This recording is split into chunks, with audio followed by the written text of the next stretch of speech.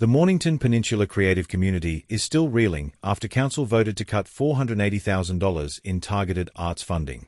Max Johnson, co-founder of Barnacle Studios and former chair of Council's Arts and Culture Advisory Panel, says the cuts strike at the heart of the region's creative future.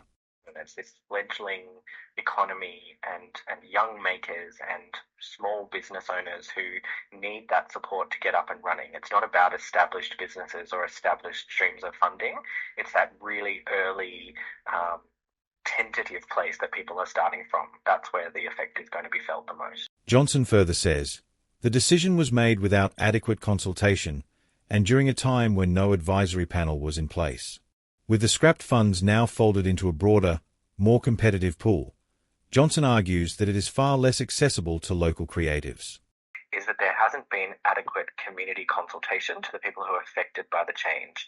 And the mechanism that Council have to do that is the Arts and Culture Advisory Board or panel, which we disbanded in November, and a new one hasn't yet been appointed. I understand it's meant to happen in July.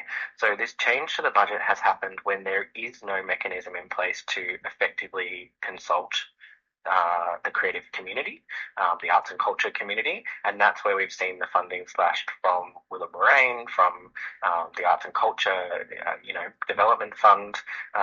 So they're sort of obfuscating their responsibility for the sector by saying that the funding has gone into a broader pool of money that's available, and that pool of money is far more competitive and far less likely for smaller micro groups or individuals to be able to secure that funding. Johnson also said that Mayor Anthony Marsh refused to engage with him directly on the matter, labelling him as disrespectful in a mutual email thread, and blocked him on Facebook after he raised concerns.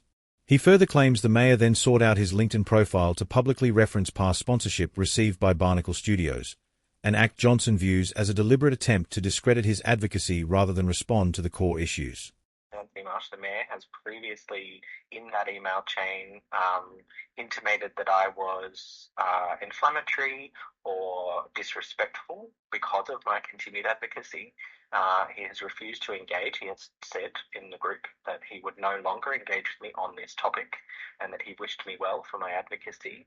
I posted something similar I commented on one of his Facebook page. He had made a statement about this change to the arts, and I made a comment about my concerns. He deleted the comment and blocked me on Facebook, so I could no longer engage in that discourse. And now, after having posted yesterday about this new report from a group called A New Approach, he has made a comment on my personal LinkedIn, which seems sort of pointed. He calls out my business, and he calls out the fact that we received sponsorship to get the Broadway Revitalisation Project up and running, which again is obfuscating the facts. The sponsorship is a very competitive stream of funding. We're very grateful for that sponsorship, and we worked bloody hard to get the sponsorship. That is not what I'm talking about. I'm talking about a sector who have been cut off at the heels without consultation. With the final budget vote looming, Johnson and community advocates are calling on Council to restore the funding and reopen genuine dialogue before it's too late.